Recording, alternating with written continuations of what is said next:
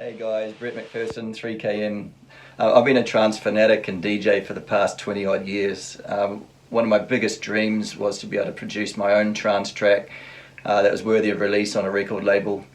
Last year during COVID lockdown here in New Zealand, I decided to give that a really good go. And it's the first thing I did. I got in touch with Allan. He gave me some really good advice. I ended up purchasing a number of tutorials from him, and I think one of the key ones for me though was creating a trance track from scratch. There's about 17 hours of footage in there, right from the early stages, the creative side of it, all the way through the finer details of the mixdown.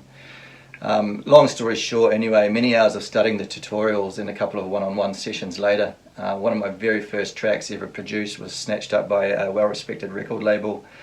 Not only that, but one of my favourite DJs producers actually wanted to remix it, which was absolutely mind-blowing. That release went on to claim #1 spot in Beatport's Trance release charts in January, which seriously I'm just speechless, simply blown away.